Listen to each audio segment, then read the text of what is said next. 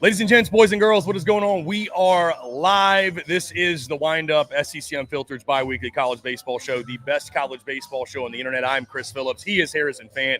Joining me once again, as you can see, we are live on location from Blatt Beer and Table, literally, and I mean literally, right across the street from Charles Schwab. I could literally throw this baseball I have in my hand and hit the back of the scoreboard. At least I think I still could, maybe. Really? Without warming up, or?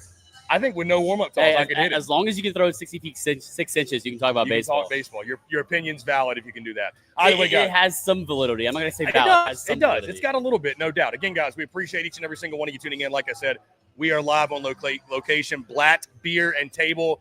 If you're out in Omaha, come on out. Let's have a good time. Let's have some drinks. It's going to be a lot of fun. We're here rocking and rolling until 1 o'clock. And, of course, we all know what's going on today, the big games with Coastal Carolina and Louisville getting us going at 1. And the big one tonight, the rematch we all wanted, Arkansas and LSU with a spot in the national championship, the College World Series Finals on the line. Guys, we're going to talk all that. Of course, we're going to talk how we got here since Monday. We were over at Rocco's, which we can literally see from our location just across the street. Talk everything that happened Monday, Tuesday, and, of course, preview and predict all the action upcoming here on this Wednesday in Omaha, Nebraska. Guys, as always, before we get going, make sure you like, subscribe, turn on notifications, check us out via podcast. Wherever you get your podcast, you can also find us across all social media platforms as well as our website, secunfiltered.com. And as always, we are brought to you by our friends over at FANDUEL. Visit FANDUEL.com/SECU to join today and get started with $250 in bonus bets when you win your first $5 bet. Once again, that's FANDUEL.com/SECU to get $250 in bonus bets today. Once again, I'm Chris Phillips. He is Harrison Fant. This is the Windup SEC Unfiltered's bi-weekly college baseball show and the best college baseball show on the internet. A Wednesday edition of the Windup. This is the first one all season, a Wednesday edition. Wednesday Windup action? Little Wednesday Windup, and when you're in Omaha, it calls for it, right? We're probably going to have another special show later this week. We definitely are on Friday, which will be a change-up for us. But again, when in Omaha, change-up, pun intended, a little cambio. Little circle for those of you at home, a little circle change. But, yeah, we are here again rocking and rolling on a Wednesday, live on location from Blatt Beer and Table here in beautiful Omaha, Nebraska. We got a great day for it, by the way. You and I, we've determined, final day, you can actually rock pants and be a sane human in this city. Yep. This is exactly what I thought Midwest weather would be like, about 85. Low 80s, some heat, a little overcast. Rest of the weekend, we've got highs in the hundreds. So, hey, we got weather topping out of what Chase Shore tops out at coming later this week. Yeah, it's Chase Shore season weather-wise, no doubt. And it's Chase Shore season on the field as well. That being said, Harrison, we got a lot to get into, a lot to discuss. Again, the last time you and I talked was on Monday. We were talking about LSU Arkansas Part 1. We were talking Coastal Carolina moving to 2-0. We had a couple of elimination games coming up. We've had some weather since then, right? Monday, LSU UCLA, which we're going to get into in a moment. That game has to carry over to Tuesday. And we've had a couple teams, Harrison, that have been eliminated since you and I last spoke on Monday morning at Rocco. So without further ado, let's go ahead and get into it again, how we got here, Harrison, starting with the action on Monday.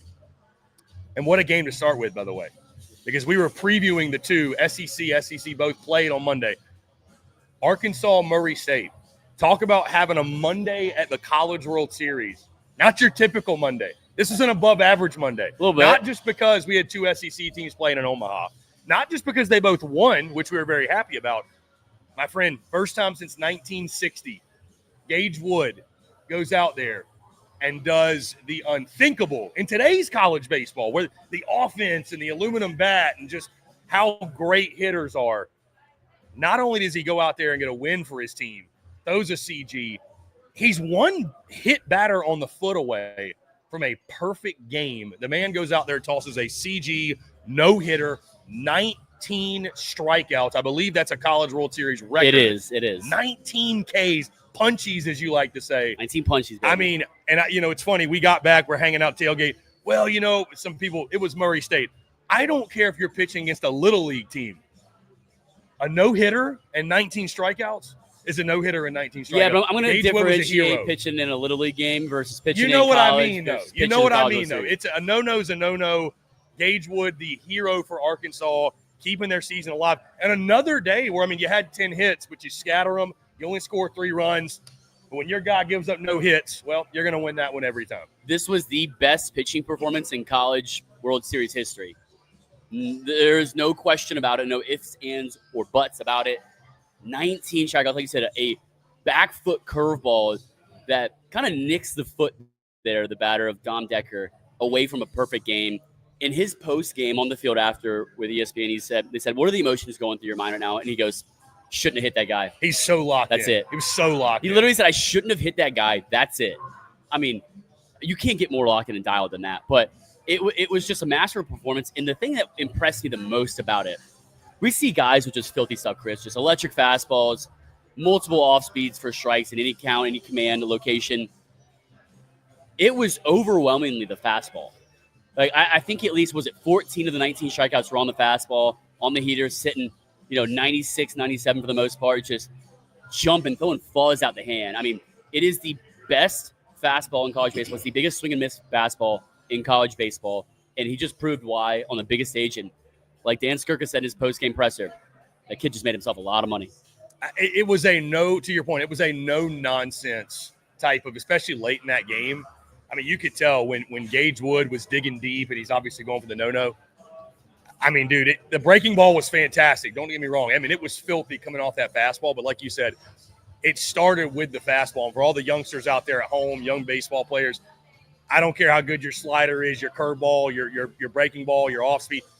If you cannot work a fastball, you don't have a chance. Gage Wood literally sat back and said, here it is, go hit it. Now, it helps when you throw 97, 98 miles an hour. And you're pinpointing through the zone. Right, and you're pinpointing it, but like late in that game, he was like, it's my best on your best. If you can hit it, I'll tip my cap, but nobody could. Nobody could touch it. And looking at the track, I didn't even see like hard contact. No, I mean, it wasn't even hard contact. There was. I mean, there was probably, I think, two fly ball outs, like pretty barreled up to the outfield. But looking at the TrackMan data all game, sitting there watching it, he was dotting the black up, down, in, out. I mean, it was just nothing was in the middle. And he says it's easy, to kind of just go out there and throw when, it's just fastball in the middle. The biggest thing for me, Chris, I think it's still flying under the radar, even though we're starting to talk about a little bit more as media. Ryder Helfrich calls his own games. The Arkansas catcher calls his own games. Not many teams do that in college baseball, let alone on the biggest stage. I commend Arkansas for allowing that. Ryder Helfrich gets to call his own game. I mean, yes, it was Gage Wood's legacy game, no hitter, but Ryder Helfrich gets and deserves just as much praise for being the battery mate for that and calling the entire game and executing it to perfection. Give Ryder a lot of credit. I will say it does help when you're doing this all game. It's pretty. Heater. You let it eat, big dog. I mean, going into the game, the most strikeouts in the College World Series game was from Eddie Bain. It was 17 strikeouts in 1972 for Arizona State. He was climbing up there, 8th, 9th inning, ends up with 19 strikeouts. Yeah, I mean, unbelievable. It was, and I don't know about you, Harrison. I'm sure that's only 8 other outs via non-strikeout. Yeah, and I'm sure you felt the same. But like for me, it was, it's one of those how can you not be romantic about baseball moments. I was finding myself getting like emotional in there, like really, like it just because especially like you pitched, I pitched. If you ever played the game, to be in that position to have a shot at history, like we've all been. It's one of those it felt like out of a movie. Like it was one of those moments where, I don't know, I was getting kind of emotional watching that and then seeing him do it, hearing the crowd behind him. Obviously, Woo Pig Nation was out there, supporting him and cheering him on. That was really cool to witness firsthand. That's a memory I'll never forget. That I tweeted it. I said, legacy game, Gage Wood. Everyone will remember where they were watching this game, especially Arkansas Razorback fans. Being the third ever no-hitter in the College World Series. First since 1960, Jim Wixon for Oklahoma State against UNC. The first one was Jim Elrer for Texas versus Tufts in 1950. So it's been, 65 years since we've seen a no-hitter here. And, I mean, Paul Skeens didn't even do that. And Paul Skeens was here in town, not for this game, obviously, but that was something Paul Skeens didn't even do. Yeah. I mean, I think Paul Skeens got better stuff. It could be another 60 years. Think how crazy that is. We may not be alive to see the next one. So, and by the way, the other big part of this, how much you save your bullpen and save your pitching staff. You have one guy. That was immediately what I thought of. Yeah, that was huge, obviously, for Arkansas. Especially after the short outing from Zach Rude the day before when Gabe Gackle goes long relief and just holds the line. But the biggest thing, I was talking to Ben McDonald about this I think yesterday, so the day after the game, and talking about just going back and forth, kind of analysts talking about things, and he goes, induced vertical break, which is basically how much the ball defies gravity. So when you throw a pitch, for all you guys that are watching and not listening, it's going to go downhill with the gravity. Gravity's going to take it down. How much does it defy gravity? Big League averaged about 18 inches of induced vertical break. It was averaging about 15, 17 inches of induced vertical break. So it wasn't like blowing the numbers away. Right. It was just, he has a lower release height. So it's about 5'7", I think, release height. And it's just kind of throwing it almost uphill is what Ben McDonald said on the call. And I noticed that too. And it just, when you're clipping the zone uphill, you're clipping it down, in, out, and right with 97 with 2,400 revolutions per minute. I mean, it makes sense looking at the advanced data why it's the biggest swing and miss fastball in college baseball. Yeah, it was phenomenal to watch. Again, if Arkansas does pull the upset, I guess we could call it, and make the finals, we could see him again. How does he follow up the no-hit performance? I mean, talk about following up. After the game, it was the day after Father's Day. It's Monday. His dad was in the stand cheering him on. They showed him a couple of times. He goes over. First off, hugs a former teammate of his and kid that he trained a lot with for Murray State in the offseason. That's from his home. That's from kind of the same area. And he did that immediately. Basically, he celebrated a little bit and then went over there, ran over, gave him a hug, and kind of consoled him. Then he goes over, gets the ball from Ryder after they do, more celebration and pictures, and goes over to right by the well, the media well, and gives his dad the baseball. Yeah, that was cool. Tosses his dad the baseball. He goes, Father's Day yesterday, I didn't really get anything. Just, I was like, well, this is a good idea. It was just so poetic. It was just like, how can you not be romantic about baseball? Your dad gets to witness that. And, getting to witness that, I think maybe is the best Father's Day present ever. Yeah, we had a couple cool moments, Harrison. Again, Arkansas getting that big 3-0 win. Gage Wood, not just the story of that game, but he's kind of been the talk of Omaha since that happened. Shout out to the people who already got T-shirts made with Omaha on it for his no-hitter. I saw a couple of Omaha breakings. He did that. I'm like, man. I've heard. Okay. I talked to Hawgs Plus. There is, I think NCAA and the Village here has a couple of shirts that say no-hitter and have the banner underneath. That's cool. The baseball has the date. But I do want to mention, I think it goes under the radar, Isaac Silva's outing for Murray State and what he was able to do that Arkansas lineup. I know just for going forward that you don't have to have 95 to 100 to be successful against this Arkansas team, right? So, he goes 6 innings, 6 hits, 7 Ks, 1 earned, 2 walks versus the number 3 team in the country on the biggest stage. So, kudos to him for that. And, you go out there and do that and, you lose. You guys got to tip your cap. But, Gage Wood, he's retired the most consecutive batters to start a College World Series game since play-by-play data was available in 1999 at 18 and counting through the 6th inning. It was just stat after stat, record after record. It was unbelievable. So poetic, Chris, and so poetic. Yeah. And cheers to the Murray State Racers. We have a lot of fun. I know I have a lot of fun talking trash, but they had an incredible season, incredible run. Shout out one to of the best coaches racers in the business. Dan Skirka leading Murray State. Yeah, shout out to Dan Skirka. Omaha. He's put his name in that contention for one of the best mid-major coaches in the country, one of the hottest names around the country, too, for sure. Got to think his phone will be ringing. His phone's ringing. Gage Wood said his phone was ringing. Talk about that. One more thing.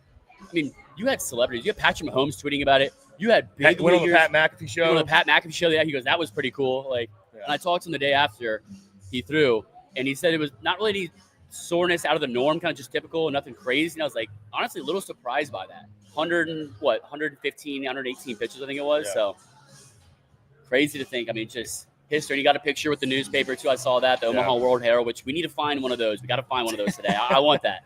Yeah, again, a magical start to a Monday at the College World Series. That was the first no-hitter I've ever seen in person I've witnessed.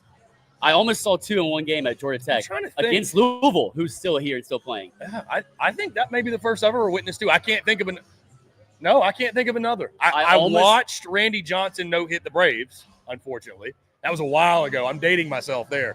I almost went to the regional game at Vandy a few years ago when Jack Leiter threw the no-hitter? Or was it Kumar? No, it's Kumar Rocker. I did watch Jack Leiter throw a no-hitter against South Carolina.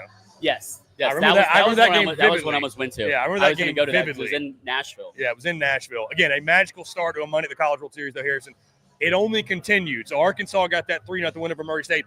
Then we had the LSU Tigahs and UCLA in the winners game. LSU trying to get the 2-0. Another really, really cool. Thank you to those at Blatt shouting us out. We appreciate y'all. Another really cool moment. So LSU takes on UCLA. I don't know if you saw this or not. I'm sure you did, but Bear Jones, who went 0 for 5 with 5 Ks on Saturday night. Just had the worst type of outing you could have. We see the video on Sunday. We talked about it on Monday. Yeah. Jay Johnson, the mad scientist, kind of walking him through, professor, correcting some things. What happens on Monday? Bear Jones comes up, hits a 3-run homer in that game. Did you see the cool moment, though?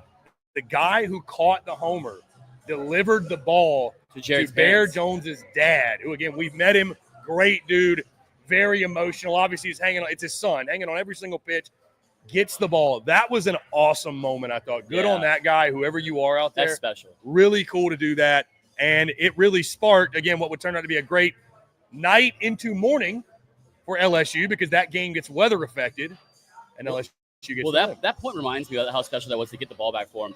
It reminds me of last year, Jack Caglione, his home run that I think was a record-breaking home run that I took video of when I was on the field with him. The kid that got it, brought it back over to him. Jack Caglione signs a pair of batting gloves and gives him like another ball and hands it to him. And he goes, yeah, the fan said, this means a lot more to you than it does to me. Right. Just, God, that's it's cool. so special. Yeah, so special. Cool. But look, to talk about what you brought up about the video, just Bear Jones was, I think they were an extra hour after practice hitting on the field, working with Jay Johnson. Just it looks like from the video and talking to some folks that Jay was really focusing with Bear about just kind of rotating in the upper half, kind of in a cylinder, like a screw, and just kind of popping out that shoulder a little bit. And I think it was a combination of that, just a little approach, like just not on his A-game approach. But obviously here, he's kind of flipped the switch since then, like immediately. First at bat, that 3-1 bomb. I mean, it was a backside bomb too, right center field. Yeah, center field. 110 miles an hour off the bat, 386. I mean, Chris, we talked about it before. I brought it up. Every team that's hit a home run has lost. Yeah. Not LSU. And speaking of that as well, UCLA jumped on the board first in the 3 runs immediately against Anthony Ianson. Yeah, they were in that point. They were 27-1 when scoring first this season and 5-0 in the NCAA tournament. They had still not lost a game in the postseason until that point. Yeah, UCLA. It was an interesting Tuesday for them because again, as we talk about this game, it starts on Monday. We get the weather delay, so Anthony Ianson only goes like 44 pitches. We get the weather delay. It turned into a really, really fun night for SEC Unfiltered and everybody else. We're hanging out with LSU fans. We go across the street. Game gets pushed. And by the way, it was monsooning in Omaha. So game gets pushed to Tuesday morning. Kason Evans comes in and plays hero, right? We've seen Kason all season long do this. He comes in. It was absolutely phenomenal. The stuff was working. The offense late is able to generate some output, if you will. A couple insurance runs late. Monster Milam keeps doing his thing. A couple others in the lineup. And LSU gets this big win. Harrison, you look at two things, like the biggest takeaways. Number one, LSU gets the win. You're 2-0. You got a huge leg up when it comes to getting yourself to the finals. But for the way this game played out, Anthony Ianson can come back all of a sudden. He only threw – we saw this with Zach Root. It was basically the exact same thing that happened with Root. And by the way, I think that first inning, give UCLA credit, but a lot of ground, singles. It was the same thing UCLA did to Murray State, just like a lot of ground balls that found holes. Death by 1,000 cuts. Right, death by 1,000 cuts. A lot of C&I singles. So I don't think you look at that and say, oh, my God, what was wrong with Anthony Ianson? It's baseball. Sometimes it happens and they find holes and you get hit around a little bit. But his outing is so short. I mean, you and I were talking. We'll talk about these games tonight, but maybe he goes back out there tonight because it essentially served like a bullpen for him. If nothing else, if they had to play Thursday, he could certainly go. And obviously by the weekend, it'll be great. But we saw the quick turnaround with Zach Root. I think he could do that. The Bear Jones homer is obviously massive. Jake Brown had a big day, by the way. Couple knocks for him. Yeah, Jake Brown was racing the baseball. 3 hits for RBIs. him. So, and then seeing Kason Evans do what he did, again, it's just kind of the story of LSU this year. Next man up, somebody steps up, and Kason Evans, absolutely phenomenal. Chase Shores obviously comes in late, cleans it up as well. But Kason Evans, man, you can't say enough good things about him. Like, we talk about these guys that are freshmen. Like, he doesn't look like a freshman to me, brother. I mean, that's LSU's Friday guy probably next season. Yeah, right? and I think I said it. I said this is going to be such an important piece for LSU's future and just going to be a staple in the rotation Friday, if not Saturday. But just the kind of 3 takeaways for me from LSU for this game are just how poised he looked on the mound. I think that was the biggest thing for me, just 10:03 a.m. start. UCLA, that's LSU and rain 7:03 delays, Harrison. LSU and rain delays. I told everyone the press they weren't going to flinch. LSU's playing, of course we got a delay. They weren't going to flinch. If they would have played at 11 o'clock, it still would have been packed with LSU fans. I was sitting there, a lot of the families and whatnot talking. They're like, "Oh, we'll be here. What else are we going to do?" Yeah. But just the poise that Kason Evans has to come in a situation like that on a weird kind of resuming of a game and pitch the way he did, the confidence, just the calmness. Like it looks like he's got such a slow heartbeat on the mound there. And the second point for me, Chase Shores, how good he's looked again out here. I mean, I'm huge on his stuff, and just it looks like he builds more and more confidence every time he gets out there, and just looks really poised. He's got obviously a lethal fastball, touching triple digits. He's got great stuff behind it. Just he's releasing the ball. It feels like halfway between home and in the mound. I mean, he is turning into just a go-to confident closer back in the bullpen guy for LSU. And his emergence has been a big piece for what them. you need. Yeah, a huge piece. Number 3 for me. I'm going to go with the LSU lineup, and I say that in the focus. And by the way, it was a lineup that Jay Johnson made some changes every Saturday, game, right? Game. There were some changes there. Yeah, I think for me, the biggest thing was facing this UCLA pitching staff that has had 13 guys had 17 appearances or more this season. Right. And if you look at it, they had their starter, Landon Stump, went 2 innings, gave up 5 runs, obviously. So you have 1, 2, 3, 4, 5, 6, 7 guys throw after him. And we knew this was going to come. I expected UCLA to kind of throw the kitchen sink at LSU. I think the way that they approached the UCLA staff and responded, and just, it's hard enough to see a guy once and get an hit off him and see him well. You're not seeing that guy again because no one for UCLA threw more than 1.2 innings. Yeah. That's 5 outs. So, like, you don't see that guy twice. So to kind of reset, refocus, and, like, get accustomed to a new pitcher, I thought it was super impressive from an LSU offense that's not just dominating, but just has a lot of shuffle going on, has some guys that are hot, some guys that are not right now, and then Bear Jones getting back hot. I mean, talk to some of the guys. I mean, I think K7 said this offense kind of revolves around Bear Jones, and there's a lot of production around it, but just like when he's on, everyone else feels on, right? Yeah. But just to do that with 7, 8 different pitchers, inning, and just kind of approach that in such a mature way and execute. I was really impressed with UCLA's offense doing that. Well, and you talked about Harrison this morning, and I know culture is a buzzword. It's low-hanging fruit. It can be overused at times, but I don't think you can overstate how important it is. Like when you watch an LSU, it was so impressive to me. You mentioned all the different guys, all the different pieces. Like no matter what Jay does, because, I mean, you've been on teams, man. There's some guys you play with that if they're your leadoff guy all season, they get bumped to the 7-hole. They might take it personally. They might mope around. They might let it affect their at-bats or affect their play. Like I see a bunch of guys with LSU that it's like, hey, wherever you need me, however you need me, whatever role you need me in, wherever you want to put me, like it doesn't affect them. Like they got a bunch. It truly is a team. They're playing for each other. They're playing for each other, and that cohesiveness and that chemistry. Like you have to have it if you're going to play for a guy like Jay Johnson, who will move you. It's not if, it's when. He's going to move. He's going to tinker. He's the mad scientist. And I'm sure tonight we're going to get a different lineup from him, but it won't matter. And you got a bunch of guys that can hurt you. I think it only makes you better when you got certain guys. You know, you can put Derek Curiel in the 7-hole. He's still going to be Derek Curiel. You can lead him off. He's going to be your table setter. Obviously, Bear Jones, I think moving him around has helped them a ton. I think it's helped Bear out a lot, right? Just from the standpoint of like where you are in the lineup, what type of pitches you see, who's around you, who's protecting you. Take a little bit of pressure off him in the 4-hole, put him in the 5. I think that helps him. You know, when this offense is clicking, you can't pitch around anybody, obviously. You know, and it's the offense that we talked about controls, and a lot of teams are this way, but controls the ceiling a bit, I think. Like, they're going to pitch well. It's the same thing with Texas, we talked about all year. Georgia, it was the pitching staff that controls the length and the destiny for their season. Texas and LSU here, it's the offense. Yeah. So LSU goes into Tuesday morning after the rain delay on Monday night, beats UCLA by a final score of 9-5. Harrison, UCLA had to turn right back around and play in that nightcap. Before we talk about that nightcap, though, we did have a game before that. Louisville. How about the Louisville Cardinal knocking out Oregon State 7-6 in a game that got wacky? I mean, wacky at the end. Oregon State storms all the way back. Louisville shortstop with one of the – and I honestly kind of felt bad for the kid in the moment because just right between the wickets, right under the glove, 2-run score for Oregon State. They tie the ball game up, only for Louisville to then turn around in the bottom of the ninth and walk it off via sack fly. Harrison, thoughts on that game?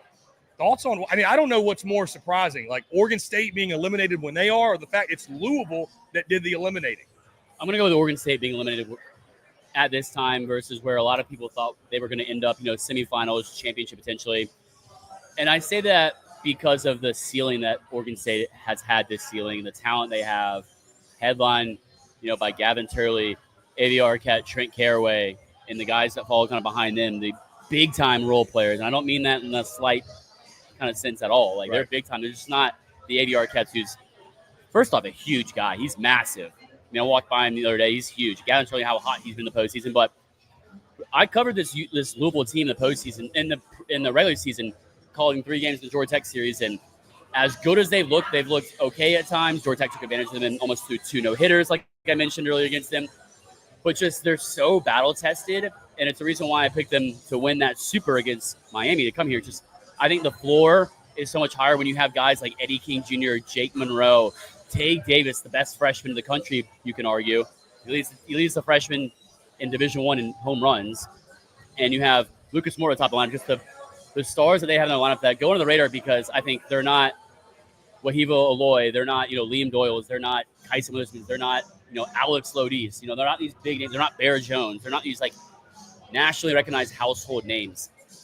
But I was just so impressed with how poised they were and just the advantage of the moments and kind of rebounding from those mistakes like we talked about, right? Because Alex Leslie has that huge air. Kind of just, I think he has a hurt thumb is what I was hearing reports of.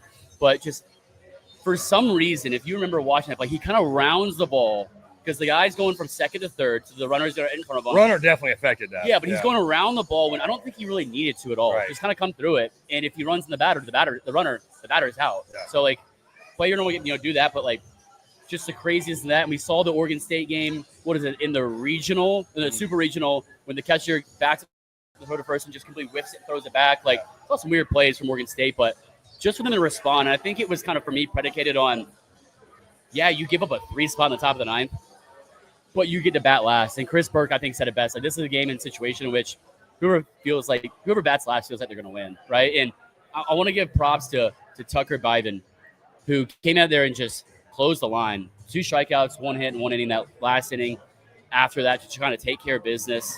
I was really impressed with that poise, leaving, I think it was 2, if not the bases loaded, and just what that moment meant for Louisville, kind of getting some fire back, getting some momentum back. That was super impressive. And we know, and I've talked about it plenty of times, a Dan McDonald-led club is a mature club that is gritty and never out of the fight, and they just trust each other. I've talked to him about it so many times. They trust each other. They love playing each other. And, they have those shirts in the dugout. One of them focuses on whatever the next number of win is of that season. It's basically what's important now. What's important now is that game now, and just playing for each other and riding the wave with each other. Yeah, it's fun to watch. I mean, this Louisville club seems like we have and Murray State was that too. We kind of have a surprise in Omaha, expect the unexpected every year. Louisville sort of become that club. They will take on Coastal Carolina, which that gets going today. Should know no better towel wearer than Dan McDonald. No better towel wearer. He's always on that bottom of the first step, looking dirt level across the field. I'm like, where's Dan? I'm like, oh, there he is. Yeah. And I'm like, an interesting vantage point, no doubt. But again, one of the best in the business, been doing it a long time. And Oregon State, I mean, I will say this. I commend Oregon State for reaching this point from the standpoint of what a wacky season for them. Not having a conference. 12 games at home in the regular season. They overcame a ton of adversity to get to this point. Cheers to the Beavers, but it is Louisville that advances. And now Harrison brings us to what happened on Tuesday night, last night, the Arkansas Razorbacks. And poor UCLA, by the way. It unfortunately happened because of the weather delay, but poor UCLA. You start your day with an opportunity to be sitting in the driver's seat at 2-0. By the end of the day, your season's over and you're packing up, you're heading home. But the Arkansas Razorbacks, simply put, Harrison, would not be denied the chess move to turn back over to Zach Root and hand him the baseball. And UCLA had a shot, just like they did against LSU, and they put up a 3 spot. UCLA had a chance in the first inning. It was another rocky start for him, or at least early in the game. UCLA with and I'll get your take, the questionable move to steal home. Very close play, but he's called out. And after that, and this, Harrison, with guys like that, if you're going to get them, you better get them early, especially if you have an opportunity, because once they settle in, Zach Root, the rest was history. It was all she wrote. And we saw this Hawgs lineup come alive. Finally, Wahivo Aloy was fantastic. I mean, just 1 through 9, they can beat you. But Zach Root, I thought the story yet again, setting the tone. Yeah, and I set the tone, responding to the first inning and closing that out, and just not letting the kind of start blow up again, it feels like, and just getting in a tricky spot there. settling in and just executing, getting Arkansas out of the inning and just leaving UCLA kind of in a spot where it's like, man, we missed an opportunity. We missed that opportunity to come out the gates hot again, right? And then after that, really felt like it was a more traditional Zach Root outing that we've seen the struggles he's had of late. Not a huge strikeout game, only 5 strikeouts, 2 walks. The 2 walks obviously earlier in the game, but 3 hits. I mean, I think we had a mound visit in the first, we did. if I recall correctly. Like, I'm sitting there thinking, like, here we go again. And we saw a couple guys in the Arkansas bullpen run out to the bullpen. I'm like, you had to be, if you're in Arkansas, you're sweating if you're an Arkansas fan. Like, my God, Zach Root, we just cannot. And UCLA is going to give you kind of death by 1,000 punches. They threw 6 guys out of the bullpen, 7 total pitchers again. So they did that where they just kind of match up inning by inning by inning, just who they want. And, they had Ian May, one of their 3 starters, go out of the bullpen. I thought it was weird that they didn't leave him in longer. I don't understand why he threw to 3 batters. He got 2 outs, 1 hit, 1 walk, no strikeouts, no runs. But, like, they should have left him in, I think, more. Yeah. I really do. That was the biggest kind of question mark I had for UCLA in that standpoint. The offense, I think, did, an okay job. It's hard when you're facing Zach Root when he's on. Aiden Jimenez looked phenomenal out of the bullpen. Not a strikeout game for him, just doing out there and just executing, getting the job done, getting out, getting ground ball outs. But then, man, you talk about the offense really coming alive. Wahilo Aloy, Golden Spikes Finals for a reason. There's arguments that UCLA's Rod Chalowski should be in the Golden Spikes finalists. Yeah, he struggled in Omaha. He did, but I will say there is an argument, pre-Omaha for him to be in that Golden Spikes finals. Absolutely. But Wahilo Aloy getting hot at the right time when you need it most. 2 for 3. What you need your guys to do, man. That's what winning's about. Getting hot at the right time and coming in clutch. Yeah, 3 RBI. 3 RBIs, 2 runs, a walk. He had the homer. He looked so good. That ball was, poke's a good word. I mean, that was as squared up as you're going to get, it feels like. And he looks a little more settled in the box, a little more comfortable. I'm not sure if that's going to be a difference that he would admit or not, but just watching it feels like he's eyeing his pitches better. Yeah. I'm sure early on, too, like the butterflies are going. You've never been to Omaha before. Now it's kind of like, all right, like we got the loss out of the way. Like, we're just playing baseball now. And talk about Logan Maxwell as well. He had a really good game, 2 for 3 with 2 RBIs. He was following up Wahilo Aloy. So it's like when Aloy's on base, Maxwell's driving him in, it feels like, right? And so important there, kind of just pass the baton, keep the offense production going. And you get offense out of the bottom 2 guys, the order, and Brett Iredale and Justin Thomas Jr. I mean, really impressed with that. Brett Iredale scored 3 times. Yeah. That's a product of Davil on the top of the order when he gets rotated, back up to the top, but Justin Thomas Jr., center fielder, playing a really good game. And I was just impressed with the offensive production. You don't get an offensive production from Ryder Helflick, Cam Kozil. But I think the importance that both those guys play to this team, especially Ryder Helflick. And I was curious to see, not that I was worried, but just all right, how does Ryder kind of respond? You catch the 3rd ever no-hitter in College World Series history that you called the entire game for. How does that respond? And just what are the emotions like with that? So poised, so under control, so confident, so relaxed. I was really impressed with that. I loved watching that from him. And just, I think that was an underlying storyline going in that no one was talking about. No one in the press box, media, nobody was talking about. How does just the pressure on Ryder to go out there and call a game after that? Yeah. Against Zach Root, who struggled last outing. Yeah. And then the first thing you're like, oh my God, I a lot of confidence, a lot of you got to have a lot of trust in your catcher to go out there, and I mean, that's a hell of a tip of the cap to him. Again, them giving the confidence, and obviously when you got a guy like Zach Root, got the type of stuff he does, he's your ace. It helps, but again, they had to work out of early struggles. That was UCLA's opportunity. If they were gonna get him, if they were gonna win that game, they had to do it in that first. I don't know about you. I felt pretty good after he got out of that. You probably missed your opportunity. I felt good after the second inning. Yeah. Once he had a clean second too, that was probably an opportunity you needed to take advantage of, because you won't get many of those against a guy of his caliber. So, which people aren't going to maybe understand as much unless you're a real ball knower. The first inning is not unsurprisingly the hardest because you got to get in a rhythm and routine. For first inning jitters, butterflies, if you have those, just kind of settled in, get the game underway. But you're facing the 3 best hitters in their lineup, in any team's lineup, the 1, 2, 3, the guys that get on base the most. That's not the easiest thing to do. I think it's such an overlooked thing in the game and something that people don't talk about or think about enough when it happens, when you have first inning struggles, or why you see a lot of bullpen moves, the 9-1 spot in the order, matchup wise, but also those are the best hitters. But Will McIntyre, I think we need to talk about that. Really glad he pitched. Really glad. I was wondering, when is he going to pitch? Because, obviously Gabe Yackel shoved in a long relief outing. Zach Root pitched. We're gonna get to how much bullpen There's so many they guys have that left haven't pitched. haven't thrown. But I think it was a really. I was glad to see him pitch, and he knew the guy come out of there. Just a 6-year veteran that leads the team on and off the field. I've talked to him about it and just his maturity. This is his 3rd time here in Omaha, 3rd time, and which seems like that's kind of crazy. Seems like he's an 8th year at that point with how spread out it feels like Arkansas's visits to Omaha have been. But just I asked him what that meant, kind of in the leadership aspect of that, and he goes, it's something that I can contribute when I'm not pitching, basically. Right. And yes, he struggled. It felt like he had the one walk, which is kind of like singles. It was like, God, and there's some throwing errors too involved. It wasn't necessarily him. He was pissed after the game, rightfully so, but good time to get him some innings, get him some work because pitchers are creatures of habit. So that was important. But like you said, and we've noticed, I said it last night after the game and this morning that no one, it feels like, for Arkansas's bullpen has thrown. Like, when you talk about who they have left, it feels like they're set up so well to run through this loser bracket, make a run back to the finals from the loser bracket because no one's thrown. Yeah, and you touched on that. Again, I wanted to also talk really briefly. McIntyre looked good. Jimenez coming out of the bullpen. He's a weapon for them. How confident, too, Harrison? Because I will say this. I'll admit. Parker Coyle hasn't thrown. Dylan Carter hasn't thrown. Cole Gibbler hasn't thrown. Carson Wiggins hasn't thrown. Hasn't thrown. Yeah. Fauch hasn't thrown. I was going to say, we're here for both LSU and Arkansas. I know at times we give LSU a lot of love. How much confidence does it give you?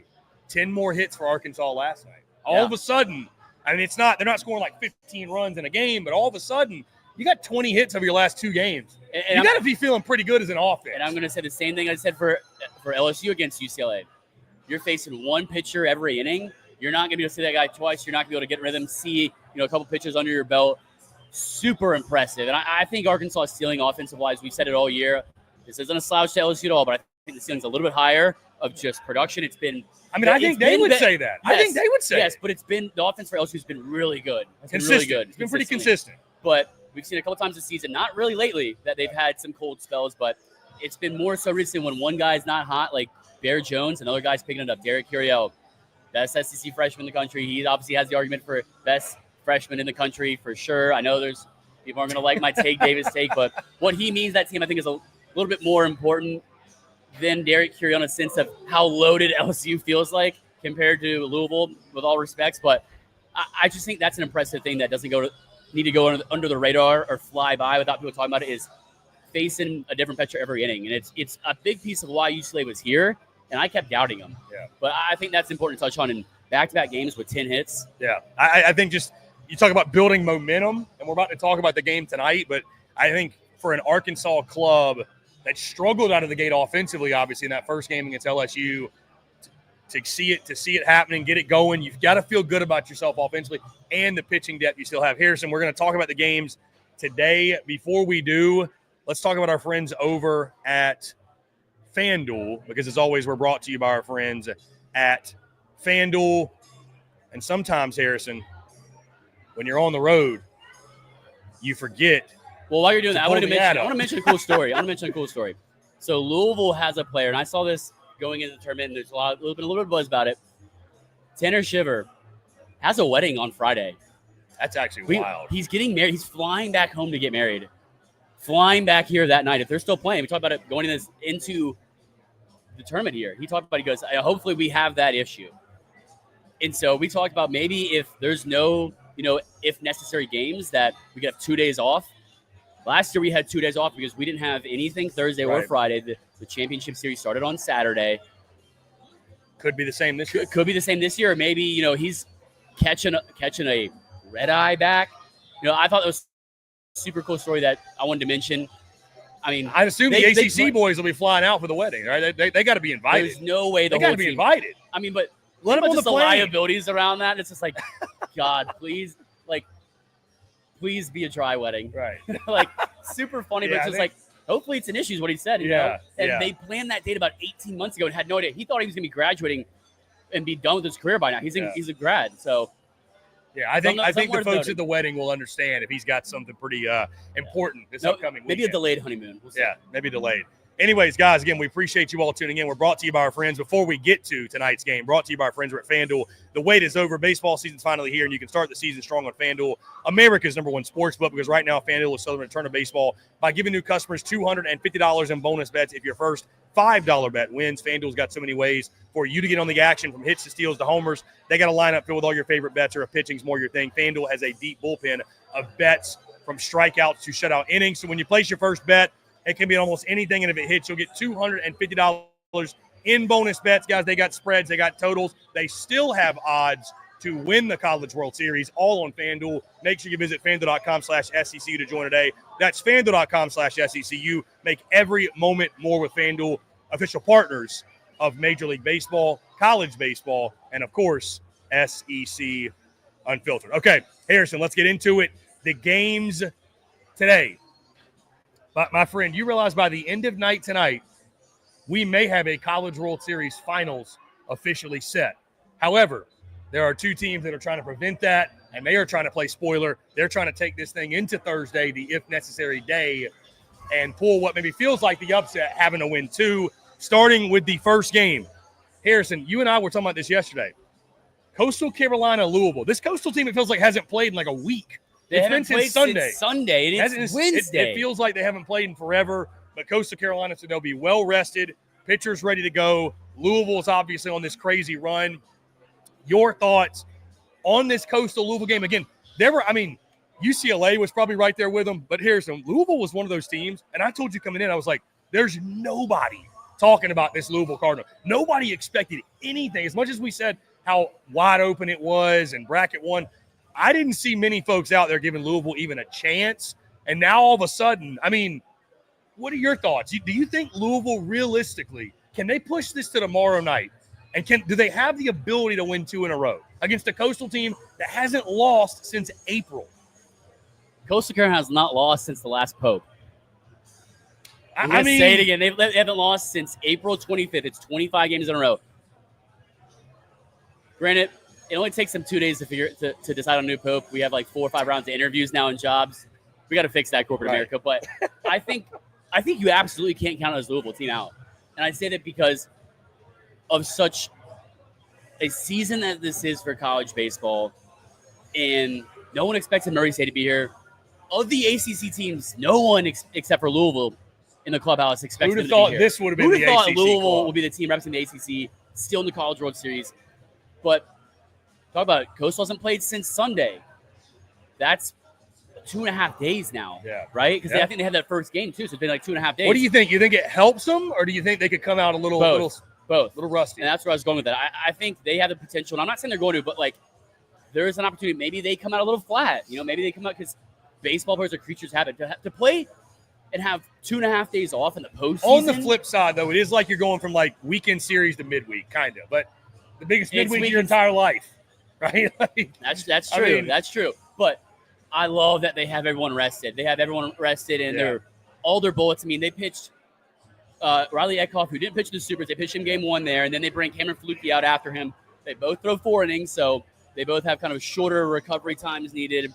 They win the second game against Oregon State, so they have that. And Morrison goes. Off. Morrison was phenomenal. And Morrison, unbelievable. He's getting overshadowed by Gage Wood now, but Morrison was unbelievably good and just has been dominant. He's 12-0, Chris, with a 0.91 whip on the season. It's crazy. 1.3 is about league average. Right. That is insane. 0.91's crazy. Insane. Yeah. But like I said, they're starting rotation. They're not big strikeout guys. They're going to get you about 1 strikeout an inning, 0.8 strikeouts per inning on average. You can do the math, not because you can have 0.8 strikeouts in an inning, for those who are wondering. But when you do that, you induce a lot of ground balls that you throw as work for them. They get a lot of work, a lot of opportunities, and it keeps their pitch count a little lower, I think, too. But when you have guys in the bullpen like they have available, which is everybody now, it gives them so many options and strategies and directions that Kevin Schnall could go, yes, he's a first-year head coach. Yes, he's coaching the College World Series. But he knows this Coastal Carolina program better than anyone except one person in the stands, and that's Gary Gilmore.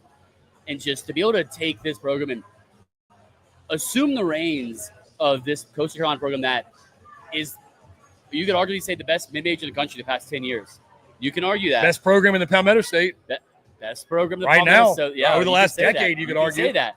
And he just knows this club and this team so well, and he is adamant that everyone knows it's the Coastal Carolina Chanticleers. It's the Chanticleers.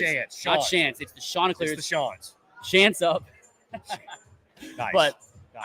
I think that the options that they have and strategies that he can kind of go and navigate through his game, maybe it's a one or two guys at the pin. Maybe it's like UCLA and have him match up inning by inning. I mean, they have everyone available. They have Ryan Lynch. They have Cullen McKay. They have Dominic Carbone. They have, just everyone. Matthew Podog. Everyone available. And they can go 2 different directions. Luke Jones if they want. And it's super impressive with how electric that their offensive lineup has been. What's about catchers in this game? Ryder Helflick, one of the best catchers in college baseball. I think Caden Bodine's the best catcher in college baseball. When you talk about a catching position, it's just the advantages that he gives you. Yes, he's got a really good bat. He leads the team in batting average. He is, I think, second in OPS at 934. He started every game that he's played. He is such a key piece and integral part of the success for this Coastal Carolina team on both sides. He steals more strikes than anybody in the country that are balls. We've seen the spray chart. I posted. Mike that Monaco chart posted it is wild. Mike Monaco loved that from him. Shout out to him for that. That chart is actually nuts. Is that more of a kudos to Cade? Or are Sun Belt umpires absolutely atrocious? Yeah, that's what I was Let me ask you, this is kind of a side note. People want like robot umps. Those are all balls with a robot. The biggest thing. So you tell me. You can see in we would remove the catcher, the role the catcher plays. You're just a receiver. From stealing strikes. Yeah, you're just there to literally make sure it doesn't go to the backstop. That's all you're doing. And make sure no one steals home because that happened in the UCLA Arkansas game. I'm just saying, like, if you have a robot zone, those are every one of those is a ball. Yeah, but think about it. If you're watching, obviously, if you're listening, you can't see what I'm going to do. But like watching in the pros, every catcher, they start with their glove on the ground and they meet the ball up and push it up and where they want to catch it. So they're catching it here instead of trying to catch it here. Get the thumb under it. You got to get the thumb under it. Yeah. Get it up the zone, and then Pause. Top of the zone, they're trying to get on top of it, pull it down to the bottom of the zone, steal strikes like Gage Wood was doing. But to get that thumb kind of, hey, I'm not catching it here. I'm catching it where I want it to be, which is the bottom of the zone. You're stealing strikes. You're expanding that zone a little bit, a ball or two down and in and out. And Cameron Bodine is the best in college baseball at doing that. Don't be scared to get your thumb under. That's all I'm saying. All right, Harrison. This game, again, about to get going in just over an hour. Coastal Carolina, Louisville. Does it go to an if necessary? What's your prediction for this game? Who comes out on top? Do we get Coastal Louisville again tomorrow? You're putting me on the spot here for this? I don't like this. I'm going to put myself on the spot, too. It's tough because I could see it go both ways. I could see Coastal coming out a little flat early, but then responding late in the game. I could see them doing that and Louisville taking advantage and winning a one-run ball game. Or could they come out hot and just mix and match? Or do they overcomplicate things maybe? Because we've seen at times, this season, previous seasons, coaches maybe out strategizing themselves and making a move too quick, right? Or not making a move soon enough, things like that. Kevin Schnall is one of the best at, one of the best head coaches in college baseball right now because his team's still playing. I think you can argue that, right? And I don't know. I think it's going to be a one-run game. It's going to be does Coastal come out flat or do they come out well-rested and ready to play and come out the gates hot? I think it's more so going to be that first one, and then they come back and kind of rally maybe because Louisville's playing so consistently, so gritty, so well, so for each other. Not that Coastal's not, but just that's kind of the MO for Louisville. They've been playing every day, it feels like.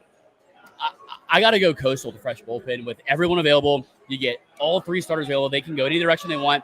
I haven't seen who they're going to start yet, but I'd imagine it might be Cameron Flukie. But I'd say if not, it's going to be Riley Eckhoff. But I think just the offense production that they have and consistency. And, Chris, you said it before. They've got to lose at some point, right?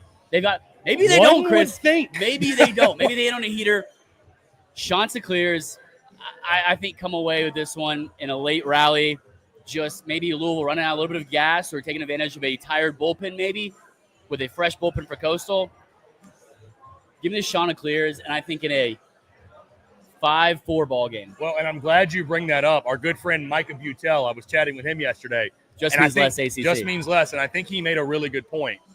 When you haven't lost in as long as Coastal has. The pressure. If Louisville can win today, you haven't had to respond to a loss in 2 months. Like, I'm not saying they couldn't respond and win tomorrow, but it will just be in a position they have not been in so long. All of a sudden, you'd think kind of Louisville is the one coming in high. The pressure goes on to Coastal. because everyone's still counting Louisville out. Oh, they've lost one. Like they're the underdog. They're the underdog. They're the underdog in Vegas too. They still have a huge bullpen available and then I guarantee you James Morrison goes in that game if they lose that. You have to. You can't save him the championship because he'll pitch game 2 or game 3 because you get 2 days off or a day and a half off. Our friends over at FanDuel, Coastal Carolina, -1.5, -290 on the money line. Over under 11.5 is the total. A lot of confidence. One thing I can confidently confirm. We've got sprinkles here. We got in sprinkles, Omaha, old drizzle. Charles Schwab Stadium. Little drizzle. LSU's in town. But so it's going to rain. That's not going to scare anyone. Maybe Jay Johnson gets a 10 p.m. start again. You never know. Hopefully LSU fans, I think, want that. The chance of rain in Death Valley is never, but the chance of rain with LSU baseball is 100%. It's about rained every time I've watched them. So it's rained about every time. I'm also going to go Coastal Carolina. The Chancellors don't lose. They don't lose. Listen, I picked Coastal to go to the final. They've done exactly what I thought they would do to this point. Took me a little while to learn a little ball when it comes to the boys from Myrtle Beach up in Conway. But I think the Chants will punch their ticket today. I really do. I bet Coastal Carolina fans hate that because you're flipping a switch. They want you to keep doubting them. No, but at some point, you have to lose. I picked them to go to the finals. But at some point, like, I don't even know if they remember how to lose. Like, this team just – all they know is winning. Louisville's been a great story. I do think having the couple days off, I think it's going to help. I think Coastal's going to come out fresh, fired up. I don't see any, like, sloppiness or rust. Again, Louisville's been a great story. Close game, obviously. Like, all these games have delivered. We didn't really talk about that, but all these games have been pretty tightly contested. I mentioned earlier we haven't had any belt to ass yet, which has actually been nice. It's been a lot of fun games. No all caps yet, except for me. All caps locking Gage Wood. I just think Coastal, man, like they keep winning. They keep finding ways to win. I think they'll do that again. So you and I both go in Coastal. We're expecting a good game here. We'll see how if any drizzling or anything affects the start of this game or anything throughout this game. I'm looking at it right now because I haven't seen, and I'm curious who Louisville starts. Can we get an update on that? You can start with the next thing, and I'll find it and see if I can update it. Well, the next game is the game. This is the rematch we both wanted. I know I wanted it. I know a lot of people we're friends with didn't want it, but I wanted it. We wanted it. A lot of friends of the show don't want it. Some friends of the show didn't want it. A lot of friends of the show did want it, though. The LSU Tigers and the Arkansas Razorbacks will square off yet again. LSU's 1 win away from a College World Series Finals appearance again, and Arkansas's 2 wins away from getting to the finals and having a shot at their first ever national championship. Harrison, this one is going to be, safe to say, a whole hell of a lot of fun. We were having a debate about this on the way here. Who should the Hawgs start? Who will they start? I thought they might run Gabe Gackle back out there because of what he did in relief against LSU. Just had to shut them down, shut down that lineup. Like you mentioned, they got a lot of guys that ain't pitched yet. A guy specifically, Landon Beetleshees, who's been their number 3 guy all year, at times was their 2, but it's been a weekend guy for them. Guy hasn't pitched since what, the regional? He hasn't pitched in forever. This dude hasn't pitched in weeks. Talking to our Arkansas folks this morning, it does sound like they're going to trot Beetleshees out there, but Gabe Gackle, from what we've been told, is trying to talk his way into getting the baseball. As expected. And you got to love that. I love the competitiveness. I love the competitor in him. Give me the baseball coach. I'll shove it up their ass again. I've already done it once. LSU, on the other hand, and I mean that respectfully, by the way, but he did do that. He did do that, LSU's lineup. On the other side, Harrison, there's no way anybody other than Anthony Ionson's getting this baseball, right? There's just no way. You got to 44 pitches. He threw 44 pitches on Monday. We just saw this exact thing with Zach Root play out. I think you got to hand the baseball back to Ant. At least, if he can't go 120 pitches, then fine, but like at least get 5 innings out of him. Something. I think he will. Dude, I think he'll be able to go as long, though, because, like, dude, we saw him in the regional come back and close the game out 2 days later after throwing 100. Yeah. So, I mean, the dude's got the rubber arm, and you know LSU's taking care of him. They're giving him the massages and the whatever he might need to get ready, get right, whatever he needs. So, I think LSU probably take a private car to the game. Like I'm sure he will. Did. I'm sure he will. So, I think LSU goes Anthony Ionson. I think Arkansas, they probably go Beetleshees. Harrison hasn't thrown since May 30th against North Dakota State in the regional. Been a long time, so you wonder how that might affect him. I'll just say this. And I told you this on the way here. do not let Arkansas win tonight. If you're LSU, you need to take it tonight. Because if we get to tomorrow, we talked about it. I felt better about Arkansas coming out of loser's bracket than I did LSU. Arkansas has more depth on the mound. Like, I don't even think that's debatable. I don't know who LSU would throw tomorrow. Maybe they go back to Newt. Maybe they go to Cowan. Maybe they go to I don't know. Does Rizzy go? They try to trot Chase Shores out there for a start? And I'm not saying Chase they're Shores, capable. I feel like every time I ask him, he goes, yeah, dude, I'm always up. I'm always ready. I'm not saying obviously they're not capable. Like, LSU's certainly more than capable if it goes tomorrow night, winning tomorrow night. But the momentum Arkansas is building, especially if they have another big night swinging the stick tonight, I'm telling you, if you're LSU, you better get this one tonight. You better take care of it tonight. Put them out of their misery. Don't let this Arkansas team feel like they have a chance and give them a chance tomorrow. Because at that point, it'll be who knows. It'll be who knows.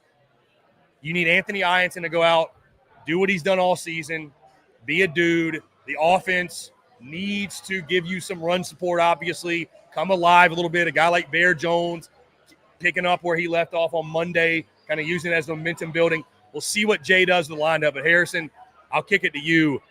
So fired up for this game. I'm so glad it came down to these two. And LSU's in the driver's seat. And we're glad because we guaranteed an SEC team in the finals. And we're guaranteed. We're here till Tuesday. Yesterday, we're walking off the field, and I was like, dang, I didn't think about that. Not bad for an overrated conference. Not bad. Not bad.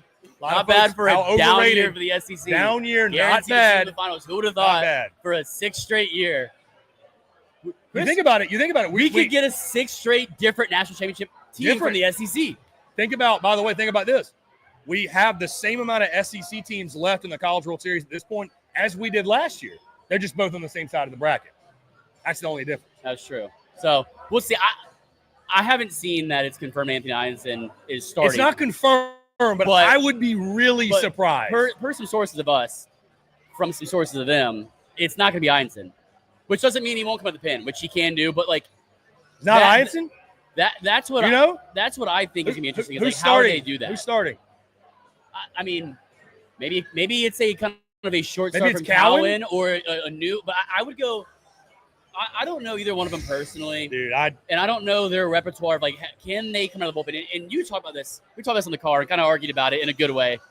Not everyone is built to come out of the bullpen. Not everyone is built to start. Gabe Gakel, I think he's had his struggles starting. I think he looks immensely more comfortable in the bullpen. He looks more poised, more confident, and. Not saying he can't do it, and I love that he wants to rock because you want your guys, you want your go-to guys, no matter if it's a hitter, a pitcher, a starter, closer, whatever it is, you want them to say, give me the rock, coach. I'm going to go shut this down right now. That's what you want a psycho closer up to. You're pissing me off. I'm throwing a pillow in. You're pissing me off. Sleeps on silk pillows. Damn it. What I tell you in the car, too. If I'm Dave Van Horn, unless Gabe Gakel's arm's about to fall off, say, son, you were our ace at the beginning of the year for a reason. You were a consensus All-American. How did that work out? How many starts time to sack up and take the baseball in the first inning and give us the start of your life. Open it with start of your life. Open it with someone else. Give him the second inning. He can go down there. That is such a – I hear you. It's such a mental, get out of your own head. But if it works, it works. Don't switch it up now in the College World Series with a chance to – your season on the line. A chance to force a Game 7, basically, to go to the finals. No. I don't think so. No, I don't think so. But for me, it's so we got uncertainty on both sides then. Yeah, of starting. And I think I'm being told our guy Mikey Matog is saying not Ianson. Yeah, it'll be Newt or Cowan. Yeah, which means everyone in the bullpen's gonna be available. See, to me, it's like if Ianson's good enough to go give me, I'd be like, Anthony, your arm's got to be falling off for you to not take that ball. I trust Jay Johnson more than I trust him too. I'm not saying I don't trust him, but and I trust Dave Van Horn too. But listen to this. I think you go. I'm gonna watch what I say. You go Landon Beetlejuice, and I think Gabe Gakel, he's not gonna be in the dugout at all. He's gonna be sitting in the bullpen, walking around, antsy, getting ready to go. And if you see Landon Beetlejuice struggle because he hasn't pitched, how short are the leases? That's the question I'm saying. I think both leashes will be get out of there. No, I think shorter for Landon just because if he doesn't have it, he doesn't have it. I mean, we saw Zach Root got pulled in the second inning, and it worked. So I think you have to go that same approach, same mindset. Keep the status quo to status quo. If it ain't broke, don't fix it. Don't do that now. Don't. I don't think Arkansas fans would agree with me. Well, I guess we have to make a pick. I mean, it's it's hard to make a pick for this game when you got so much uncertainty on the bump. And I think the biggest thing that LSU's worried about is that everyone's available for Arkansas's bullpen. And I mean, except Gage Wood.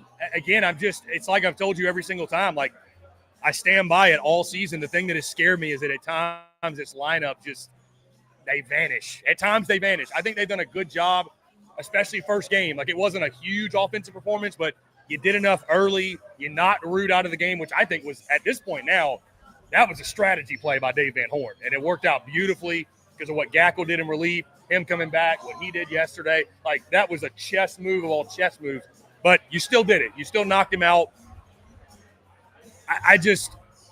LSU offensively, and they score 5 or more runs. I think we talked about that stat, right? Yeah. 5 or more runs. Now it's not undefeated because Oregon State scored 5 or more. So but you still got a good shot. You Yeah. still got a pretty good shot. Really good The numbers shot. are in your favor. Can you get to that 5-run mark? It's who gets there first, I think, and then holds the line.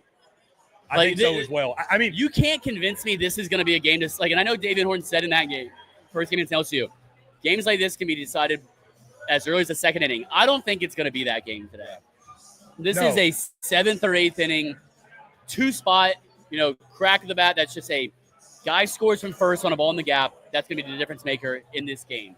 I really do think so. I am going to go a different direction here. By the way, we've got the jersey. We got a South Carolina Gamecocks are being represented. Gamecocks jersey. Well, I was in the bleachers last night with an A&M fan. I've seen a lot of A&M Aggies. game. There's been a lot of Aggies in hat Omaha. right I don't here. know what happened. Or We got some Florida people here. I know Gigambard. I'm sad Gigambard didn't make the trip, but a lot of Aggies. Hey, in it's Omaha. okay. They still got their national championship in June. Texas A&M did. They Don't did. worry. A&M won a title in June. Nobody can take that away from them. Everyone expected it to happen. Yeah. I think the style of this game, before I lock in a pick, I'm thinking like a 8-7. I think it's going to be higher scoring. I do. Something tells me I think the boys will be swinging. I think Arkansas's offense, I'll tell you this, I do not think LSU is going to win it. What was the final score of that game? 3-0?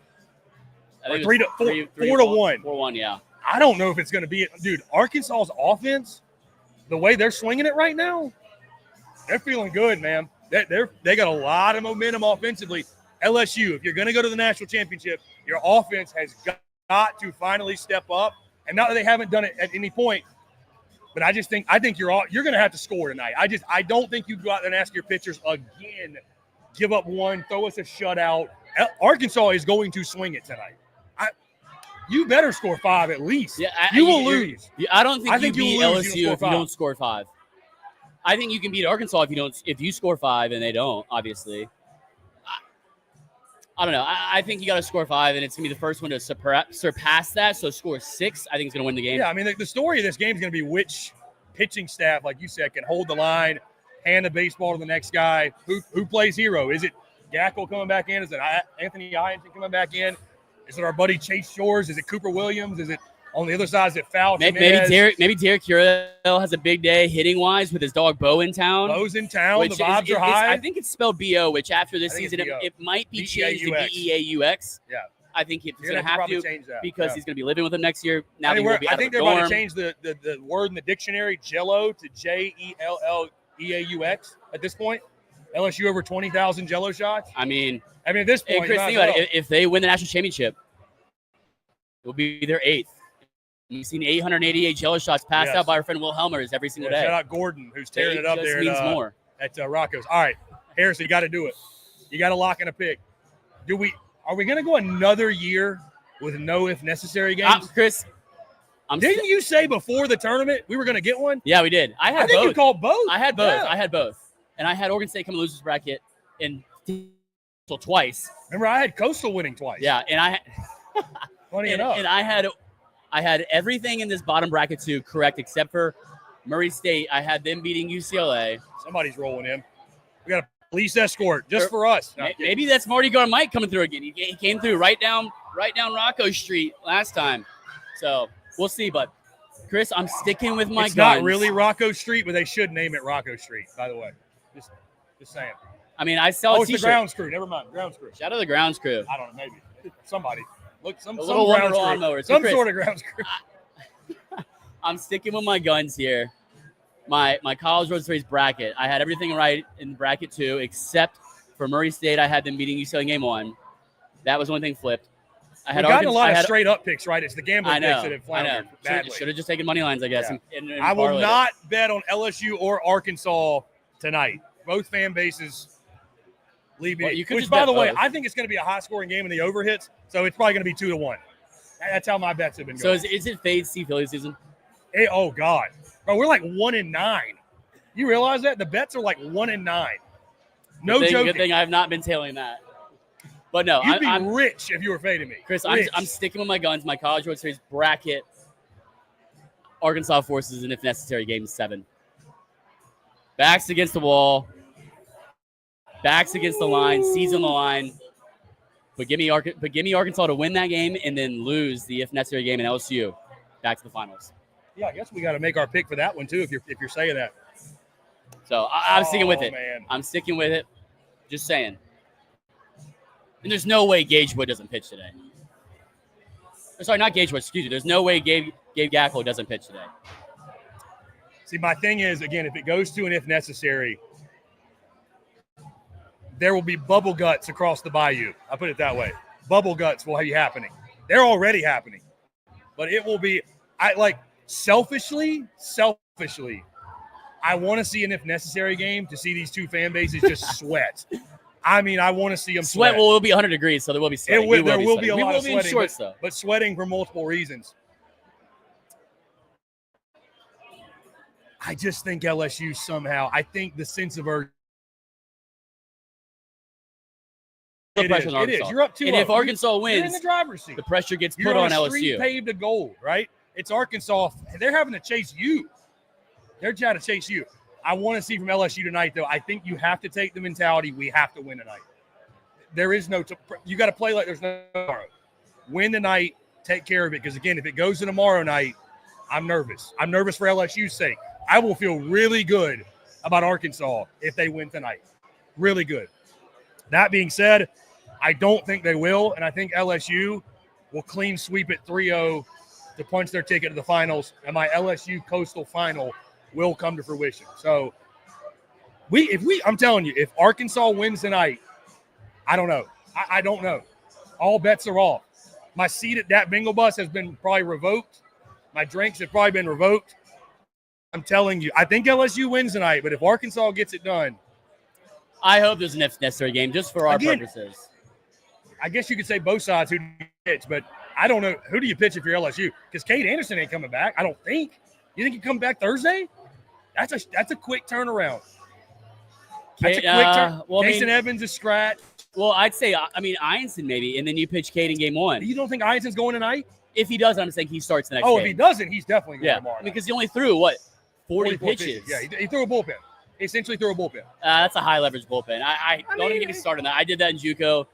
Threw a bullpen on Thursday in our Thursday doubleheader in game 1. Then went and started Saturday's game as well. Went as long as I could. Just your arm was hanging a little bit, huh? I do not have the rubber arm. I can confirm. Per Sportsmed Dogs, partially torn labrum. I do not have a rubber arm. Nice. He's still here though.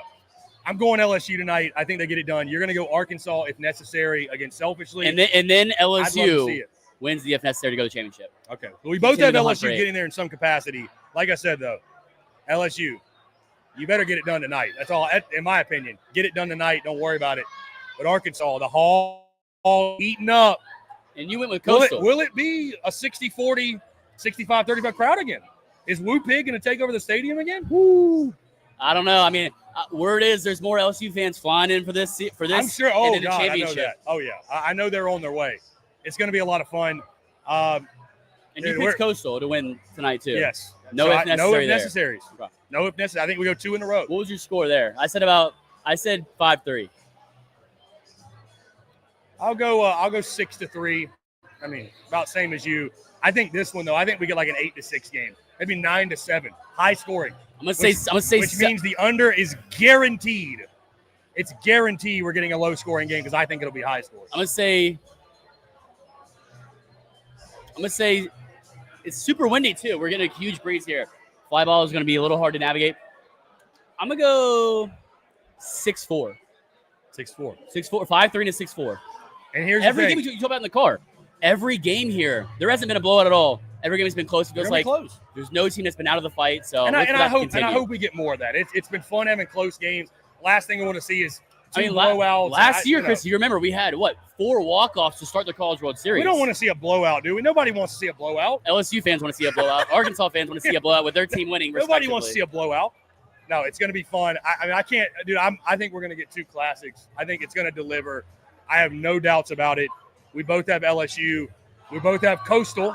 Different paths, but we're thinking it's going to set up for an LSU Coastal final, which I haven't been I've been a little unhinged this weekend. Give me LSU Coastal or give me Arkansas Coastal. I need it more than I need it to breathe. SEC against Coastal Carolina. Chris, LSU has won 7 national championships. One of the best programs in college baseball.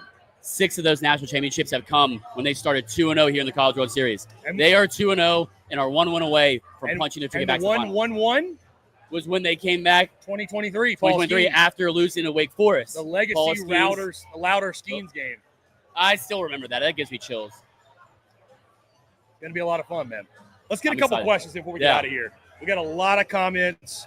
Anybody who's out there in person who just wants to shout one, you're more than welcome to do so. Let's see. We got Bo in the chat. We got Gig and Bart in the chat. Trying to get some good questions here. We got a lot of shit talking in the chat right now. That lady is about to tumble, by the way. We got Jake says Woo Pig. We've got Randy Jones. Our guy Randy, go Tigahs. Randy, what's up, man? Good to see you. Hanging up DVH. Wow. Wish you were in Omaha. Chinook. There's a lot of talk about if DVH doesn't get it this year, that he might not get one. So many layers of pressure. And dude, talking to them, talked to my guy, Ty Richardson, and Andrew Ellis this morning. Shout out. They do a great job. John Neighbors said the same thing. Their mentality, we got to beat these SOBs at some point. It's like, and I told you, it'd only be fitting for Arkansas. If they're going to get their first title, it'd only be fitting that it has to happen in this way. By the way, we do have a super chat. D3M Tigahs, $1.99 super chat. He's been there with us all season. Said Cade Anderson would start tomorrow, is what he thinks. Would start tomorrow? Yeah, he thinks that he'd start tomorrow. It wouldn't surprise me. That's if they need it. If LSU doesn't win tonight, then Bo Molinari, which one-loss team's in bigger jeopardy, Louisville or Arkansas? Which is more in jeopardy? Who's probably in jeopardy of what exactly? Their season ending, probably. I'd probably say Louisville. Louisville, yeah. I mean, Arkansas, you could still argue, is the best team left. Most complete team. Yeah. We said it all season. I'm not backing off it now. You can. The most complete. The difference between best between this most LSU complete, team just has like that. They have that it factor. Where I just wonder late if the game's in doubt. Do the demons of past start creeping in? I don't think with this team they are nearly as much. I think this Arkansas team very resilient. I don't think they're letting past failures at all. This is a new team, different team. You just wonder, though. You just wonder. See if you can find it. I might have to scroll Matt up says, a little which bit. of the 4 teams either of you not want to face? Who would you not want to face? I got to go Arkansas. The momentum, the way they're swinging it now, depth left in the pen.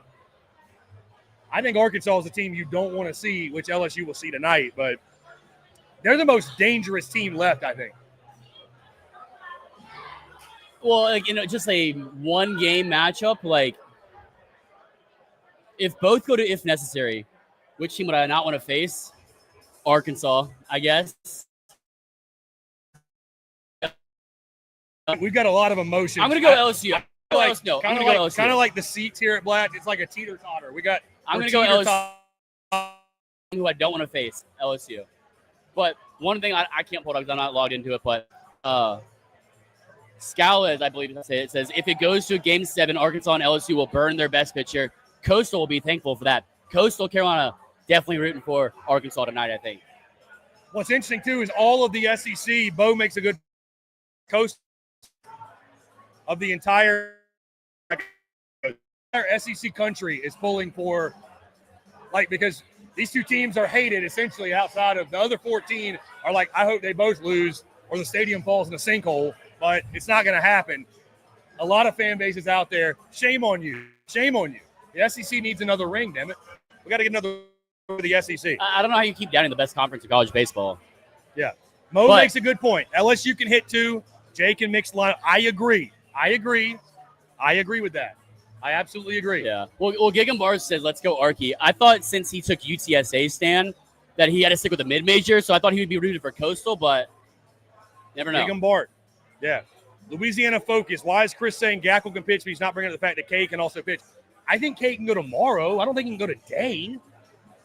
I don't think Cade can go today. I mean, listen, I think he won it. I don't think like, hey, I'm sure Cade would take the ball. He's also going to be drafted 1-1, so I don't know if you want to run the guy out there on super short rest. Maybe he won't. But top at this 5. point, whatever. That's all off the table. Who cares? I don't think today. I think tomorrow he's golden. Wednesday, after going 100 pitches Saturday. I'll tell you one thing. He's rocking that Tiger chain. That Cuban link with the Tiger chain. Woo. He's got the bling on. So the swag, too. Anyways, guys, it's going to be an electric night. It's going to be an electric rest of the College World Series. Harrison, as always, my friend, a pleasure. Appreciate you. Appreciate you all tuning in. Blatt is getting jumping, too, right now. Blatt is jumping, so hopefully you can still hear us. But special show for us on Friday. We'll be back Friday previewing, predicting the national title series. Will it be LSU? Will it be Arkansas? Where will it be from? Where will it be from? To be determined. We'll shape that. We have a plan. One team wins. We're going to make up a plan if another team wins. And then will it be Coastal or Oregon State? But we will know, obviously, by Friday. Coastal Louisville. Coastal Louisville. My bad. Oregon State's gone. Coastal Louisville. Don't give those beats that mind. I'm not even used to, like, that in my mind right now. The cardiac cards are still alive. Cards. How dare I? How dare you doubt How dare I disrespect them? Again, they've been, like I said, being doubted the whole time. But we know we got an SEC team in the final. We just don't know which one it's going to be. It'll be determined, if not tonight, tomorrow night. So give me more baseball. Give me more College World Series baseball. Give me Game 7 atmosphere. Give me another SEC title. You know both these fan bases are going to show up. We're going to be in the building covering it all. It's going to be a lot of fun, guys. Again, we appreciate each and every single one of you. Thank you to all those that came out at Blatt Beer and Table. If you're not here, get here.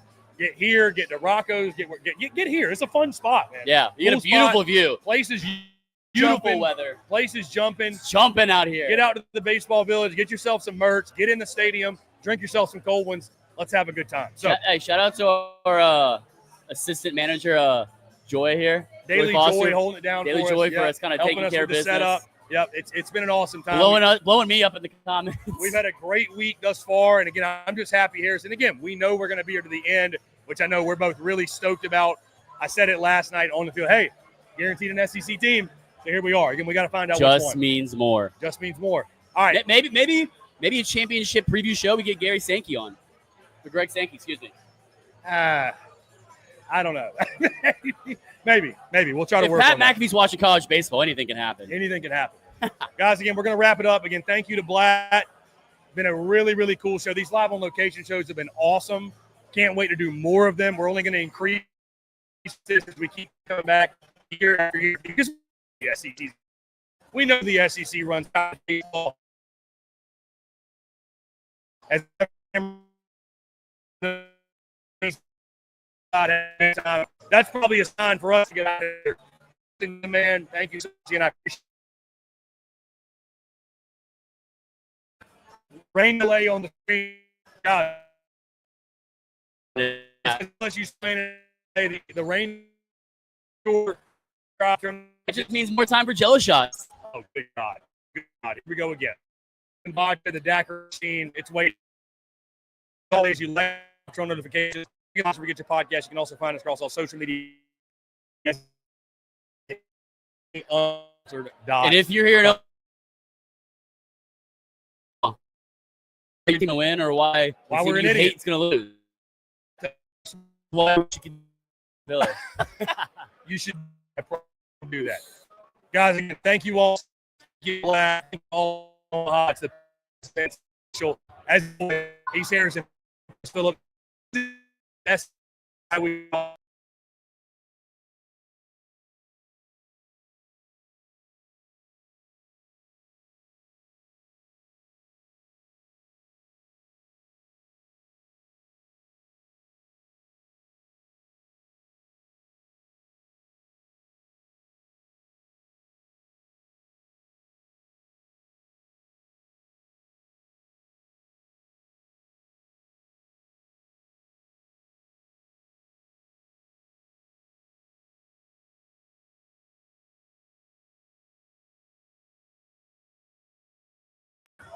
Okay. Cameron, end up. Appreciate you all tuning in. We'll catch you all We'll on see you on Friday. the other side, baby. In the basement.